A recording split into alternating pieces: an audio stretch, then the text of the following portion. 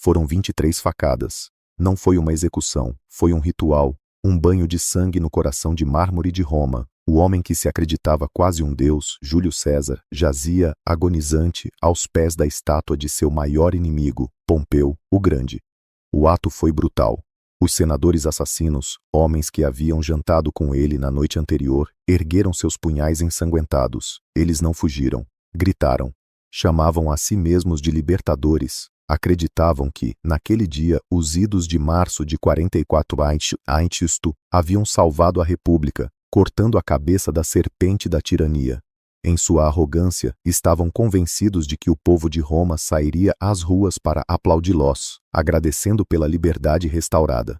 Mas o povo não aclamou. O silêncio no fórum foi a primeira sentença de morte contra eles. Um silêncio pesado, denso, carregado não de medo do tirano morto, mas de medo deles, os homens que haviam libertado o caos. Porque o povo que diziam ter salvo reagia com pavor, e não com flores. Porque o romano comum não vivia nas vilas senatoriais, vivia na dura realidade. E César, o suposto tirano, havia-lhes dado estabilidade, vitórias e pão. Os libertadores ofereciam apenas uma ideia abstrata de liberdade e sangue.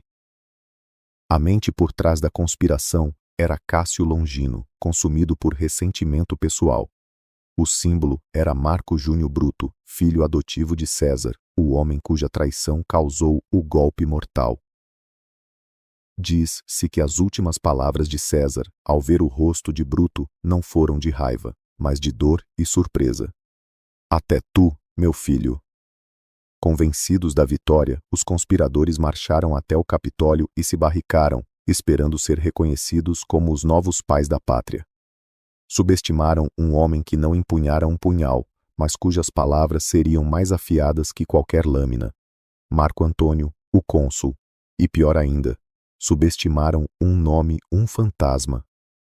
A centenas de quilômetros dali, em Apolônia, um jovem de apenas 18 anos recebeu uma carta. Seu tio-avô, Júlio César, havia sido assassinado, mas a notícia que mudaria o mundo estava no testamento. César o havia adotado como filho e herdeiro principal. Ele não herdou apenas uma fortuna, herdou um nome. E com esse nome, um juramento de sangue. Chamava-se Caio Otávio, mais tarde conhecido como Otaviano. A chegada de Otaviano a Roma marcaria o início do fim para cada um dos homens que haviam cravado aço no corpo de seu pai adotivo. Eles ainda não sabiam, mas não tinham matado apenas um homem. Haviam libertado 2 monstros, a Guerra Civil e Otaviano. Por um breve momento, pareceu que o sangue não exigiria mais sangue. Para evitar uma guerra civil imediata, o Senado concedeu anistia aos assassinos, um perdão frágil e tenso. Bruto e Cássio acreditaram ter sobrevivido à tempestade. Jantaram com Marco Antônio em uma trégua tão falsa quanto os sorrisos em seus rostos. Controlavam o Senado. Tinham os punhais.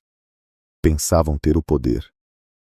O erro fatal foi permitir o funeral de Estado de César. Bruto falou primeiro. Seu discurso foi frio, lógico, estoico. Apelou à virtude, ao dever, ao amor pela República. Disse que não matara César por ódio, mas por amor a Roma. O público, confuso, pareceu aceitar aquela terrível justificativa. Então Marco Antônio subiu à tribuna. Não gritou, não acusou. Sua voz, baixa e carregada de dor, alcançou todos os cantos do fórum. Amigos, romanos, compatriotas, vim para enterrar César, não para elogiá-lo. Repetiu que Bruto era um homem honrado. Repetiu tantas vezes que a palavra honrado apodreceu, transformando-se em sarcasmo venenoso. Por fim, Antônio ergueu a toga ensanguentada de César, revelando as 23 feridas. Apontou uma a uma, transformando um assassinato político em um massacre pessoal. Diante do povo, César deixou de ser um tirano e passou a ser um homem traído. O estopim final veio com a leitura do testamento. César deixara seus jardins particulares ao povo de Roma e concedera 75 dracmas a cada cidadão. O fórum explodiu. A lógica de Bruto foi varrida pela fúria e pela emoção. O povo não procurava mais libertadores. procurava assassinos. A república que eles sonhavam salvar havia acabado de se transformar em um pesadelo. Enquanto Roma ardia em fúria, os assassinos fugiam como ladrões na noite. E nesse mesmo instante, o verdadeiro perigo chegava à Itália. Otaviano desembarcou no sul sem exército algum. Trouxe algo muito mais poderoso, o nome de César e uma fortuna que parecia infinita. Com isso, compraria a lealdade da arma mais letal de Roma, as legiões veteranas de seu pai adotivo. Ao chegar à capital, apresentou-se a Marco Antônio, então senhor absoluto da cidade. Antônio o viu como um garoto pálido e inexperiente, uma ameaça irrelevante. Recusou-se a entregar-lhe a herança de César, usando o dinheiro para consolidar o próprio poder. Foi um erro fatal. Otaviano começou a assinar documentos como César Otaviano. Para o povo e para os soldados, ele não era um jovem qualquer. Ele era César. Quando Antônio negou os fundos, Otaviano fez o impensável. Vendeu suas propriedades e as de sua família para pagar, com o próprio dinheiro, as 75 dracmas prometidas no testamento. Cumpriu a palavra de seu pai. Da noite para o dia, tornou-se o favorito da plebe e, sobretudo, das legiões veteranas. Homens endurecidos por décadas de guerra viram nele a continuação viva de seu general. Otaviano não pediu lealdade. Comprou-a com dinheiro, promessas e, acima de tudo, com um nome imortal. Ele roubou as legiões de Antônio sob o nariz do próprio Antônio. A tensão explodiu. Os dois vingadores de César caminharam para a guerra até que notícias alarmantes chegaram do Oriente. Bruto e Cássio haviam saqueado as províncias orientais, reunindo uma fortuna colossal e formando 19 legiões prontas para marchar sobre a Itália. Antônio e Otaviano perceberam uma verdade aterradora. Odiavam os assassinos de César mais do que odiavam um ao outro. Reuniram-se com Lépido em uma ilha isolada.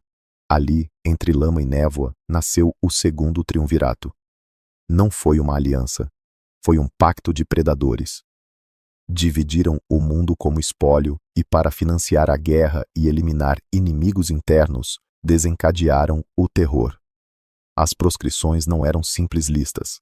Eram sentenças públicas de morte. Qualquer cidadão podia matar os condenados e ainda receber parte de seus bens. Roma afundou em paranoia sangrenta. Escravos matavam senhores, filhos traíam pais. Ninguém estava seguro. Entre os nomes exigidos por Antônio estava Cícero, o maior orador de Roma. Embora não fosse um conspirador, seus discursos haviam condenado Antônio.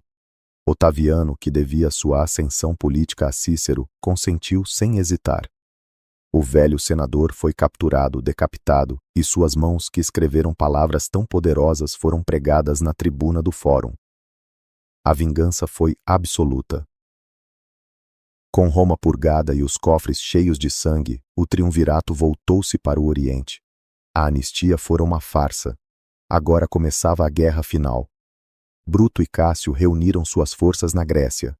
O destino da república seria decidido em um único lugar: Filipos. Não era apenas um confronto entre exércitos, era o choque entre duas eras. De um lado, Otaviano e Antônio, com o nome de César como estandarte e a vingança como combustível.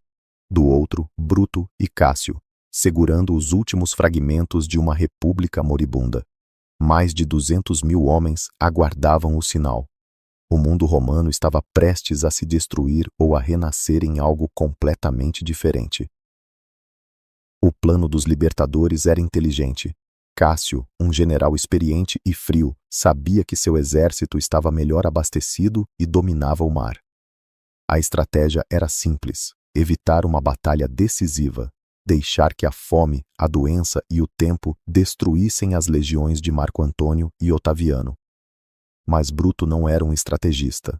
Era um filósofo transformado em general e estava atormentado. Dizia-se que os presságios em seu acampamento eram terríveis. As águias que acompanhavam as legiões desapareceram, substituídas por corvos e abutres. A lenda conta que, noites antes da batalha, uma aparição sombria surgiu em sua tenda. "Quem és tu?" perguntou Bruto. A sombra respondeu: "Sou teu mau gênio. Nos encontraremos em Filipos." Seria o fantasma de César ou o peso insuportável da culpa? Pressionado por oficiais impacientes e por seus próprios demônios, Bruto impôs sua vontade. Eles forçariam a batalha. Cássio, contra seu melhor julgamento, cedeu. A primeira batalha de Filipos foi um caos de poeira e sangue. No flanco direito, as legiões de Bruto avançaram com fúria devastadora, rompendo as linhas de Otaviano, massacrando seus homens e saqueando seu acampamento. Otaviano escapou por pouco da morte. Mas, no outro extremo do campo, o destino era oposto. As tropas veteranas de Antônio esmagaram as forças de Cássio com disciplina implacável. O ataque foi brutal. O acampamento de Cássio caiu, seus soldados fugiram ou foram mortos. 2 batalhas, 2 resultados contrários, e entre eles, a névoa da guerra. Cássio recuou para uma colina para observar o campo. À distância, viu o acampamento tomado e acreditou que Bruto havia sido derrotado. Viu cavaleiros se aproximando e, envolto pela poeira, pensou que fossem inimigos. Na verdade, eram mensageiros trazendo notícias da vitória de Bruto.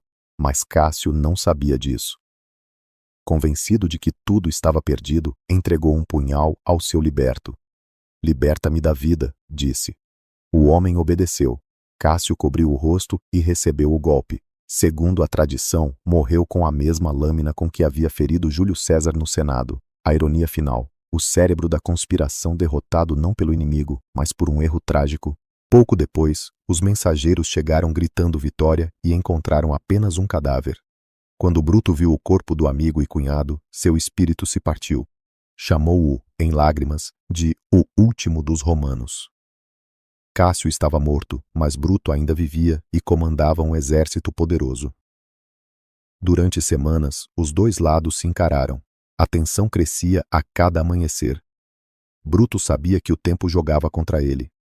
Seus homens estavam desmoralizados. A vitória inicial havia se transformado em cinzas. Pressionado por suas tropas e assombrado pela sombra de César, tomou a decisão que selaria seu destino. Ordenou o segundo e último ataque. A segunda batalha de Filipos não teve a confusão da primeira. Foi um massacre. As legiões de Bruto atacaram com desespero, não com convicção. Enfrentaram tropas experientes, melhor comandadas, lutando para vencer não apenas para sobreviver. As linhas republicanas cederam e se romperam. A retirada virou fuga. O sonho da República morreu não com um grito heróico, mas com o som de milhares de homens correndo por suas vidas. Bruto escapou com poucos oficiais fiéis e se escondeu nas colinas próximas, ouvindo os gritos de vitória do inimigo e o som da cavalaria vasculhando a região. O homem que governara Roma por um instante, agora era um fugitivo encurralado na escuridão de uma floresta grega. Naquela noite fria, Bruto entendeu que tudo havia acabado. Lamentou que a virtude pela qual sacrificara tudo talvez fosse apenas uma palavra vazia. Não permitiria ser capturado e exibido em um triunfo romano. Pediu a um oficial que o matasse. Houve recusas. Por fim, pediu a um amigo que segurasse a espada. Com um último esforço, lançou-se sobre a lâmina e morreu instantaneamente. Com sua morte, a alma da conspiração foi extinta. Os libertadores haviam caído, mas a vingança de César ainda não estava completa. Com Bruto e Cássio mortos, a guerra aberta havia terminado.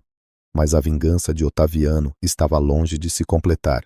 Dos 60 homens que haviam empunhado punhais contra Júlio César, apenas 2 grandes nomes haviam caído. A verdadeira caçada estava apenas começando. O poder do mundo romano concentrava-se agora nas mãos de 3 homens, Otaviano, Marco Antônio e Lépido. Eles possuíam exércitos, frotas, espiões e um tesouro quase ilimitado. Não havia refúgio seguro no Mediterrâneo. A anistia fora uma farsa. A proscrição era agora a lei.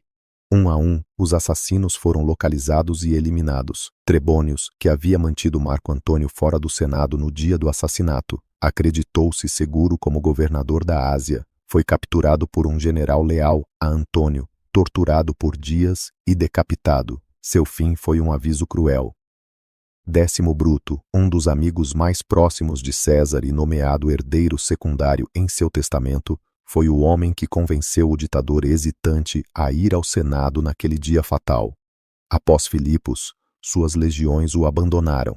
Tentou fugir disfarçado, buscando abrigo junto a um antigo aliado. Mas sua cabeça valia ouro. Foi traído, morto e enviada como presente a Marco Antônio. O traidor de César morreu traído. Outros desapareceram na violência ou no esquecimento. Públio Casca, o primeiro a atacar César, teria vagado pelo mundo atormentado até cometer suicídio ou sido engolido pelo mar. Seu corpo jamais foi encontrado, como se a própria terra lhe negasse sepultura. A perseguição durou mais de uma década. O último dos grandes conspiradores a cair foi Cássio Parmense. Após anos de fugas, alianças improváveis e derrotas sucessivas, foi finalmente capturado em Atenas e executado sem cerimônia. Nenhum dos assassinos de César morreu de velhice. Quase todos pereceram violentamente, muitos pelas próprias mãos, como se uma justiça cruel e poética os alcançasse. Mas enquanto a vingança se consumava, algo maior tomava forma. A cada senador republicano eliminado, a cada rival silenciado, o poder de um único homem crescia até se tornar absoluto. Os conspiradores haviam matado César para impedir o surgimento de um rei. No vazio que criaram, deram origem a algo muito mais poderoso, um imperador. Quando o último dos assassinos foi eliminado, uma estranha paz caiu sobre Roma. Pela primeira vez em décadas, não havia guerra civil. Mas era a paz de um cemitério. Uma geração inteira da aristocracia romana estava morta. O pacto entre os vencedores não poderia durar. Com o mundo aos seus pés, Otaviano e Marco Antônio voltaram-se um contra o outro. A guerra começou com palavras antes das espadas. De Roma, Otaviano pintou Antônio como um traidor dominado por uma rainha estrangeira. Do Oriente, Antônio denunciava Otaviano como um usurpador frio e ambicioso. O confronto final veio no mar, na Batalha de Ácio. A vitória de Otaviano foi total. Antônio e Cleópatra fugiram para o Egito e tiraram a própria vida. Otaviano ficou sozinho no topo. Os assassinos de seu pai mortos. Os antigos senadores eliminados. Seus rivais derrotados ou exilados. Ele havia vingado César de uma forma que nem o próprio César poderia ter imaginado. Governava um império que se estendia da Espanha à Síria. E então veio a ironia final. Os libertadores haviam assassinado César por medo de que ele se tornasse rei. Seu ato, destinado a salvar a República, foi exatamente o que a destruiu. Otaviano aprendeu a lição. Não usou uma coroa. Manteve as aparências da República enquanto concentrava todo o poder real em suas mãos. O Senado lhe deu um novo nome: Augusto. Ele governou por mais de 40 anos, morreu de velhice e foi deificado. Bruto, Cássio e os outros haviam matado um homem para impedir a tirania. No fim, não salvaram a liberdade. Apenas escolheram o tirano. As 23 facadas no Senado não impediram o poder absoluto. Elas apenas decidiram quem o teria.